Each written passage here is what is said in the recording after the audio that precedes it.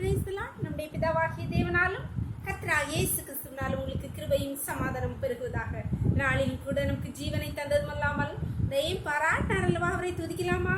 நீ செய்ய நினைத்தது தடைபடாது, நீ செய்ய நினைத்தது தடைபடாது, எனக்காக யாவையும் செய்யும் தேவனே, உம் வேளைக்காக காத்திருக்க தடைகளை எனக்கு தந்தருளும். நீ செய்ய நினைத்தது தடைபடாது, எனக்காக யாவையும் செய்யும் தேவனே. காலங்கள் மாறலாம், மனிதர்கள் மாறலாம், மாறாத தேவன் இருப்பதால் கலக்கம் இல்லை. என்னோடு நீ சொன்ன வார்த்தை எனக்காக நிறைவேற்றவே. நீ செய்ய நினைத்தது தடைபடாது, எனக்காக யாவையும் செய்யும் தேவனே.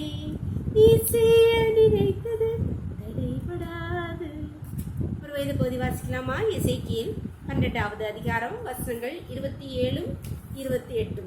மனுபுத்திரனே, இதோ இஸ்ரவேல் வம்சத்தார் இவன் காண்கிற தரிசனம் நிறைவேற அநேக நாள் செல்லும், தூரமாயிருக்கிற காலங்களை குறித்து இவன் தீர்க்க தரிசனம் சொல்லுகிறான் என்கிறார்கள்.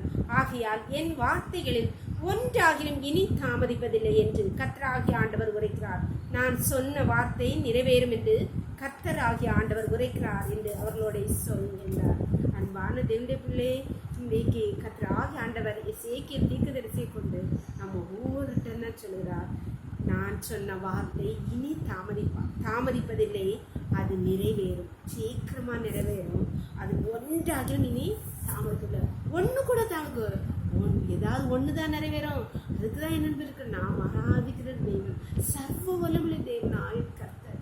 அவர் சொன்ன வார்த்தையில் ஒன்றுமே தாமதிப்பதில்லை, அது நிறைவேறும். நம்மளை சுற்றி இருக்கிறவங்க நாம் அநேக வாக்குத்தத்தங்களை கர்த்தர் நமக்கு தந்திருப்பார். நாம் அதை நோக்கி காத்து கொண்டிருப்போம். அநேக மக்கள் இருந்தது விசுவாச குறைவான வார்த்தைகளை கேட்டு நாம் சோர்ந்து போவோம்.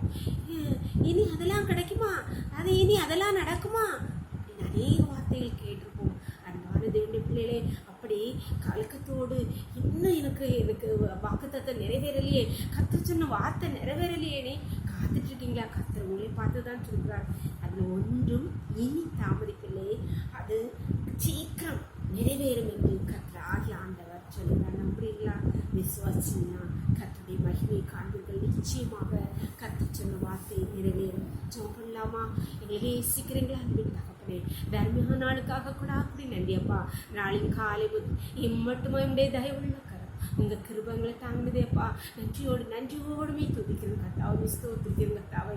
தர்மியான நாளில் கர்த்தாவை அப்பா, உடைய வார்த்தைக்காக காத்திருக்கிற ஒவ்வொரு பிள்ளைகளுக்கும் நீ சொன்ன வார்த்தைக்காக நன்றியப்பா. உடைய பிள்ளைகளை பலப்படுத்தினீரப்பா, அது நிறைவேறும், இனி தாமதிப்பில்லைன்னு சொன்னீங்களப்பா.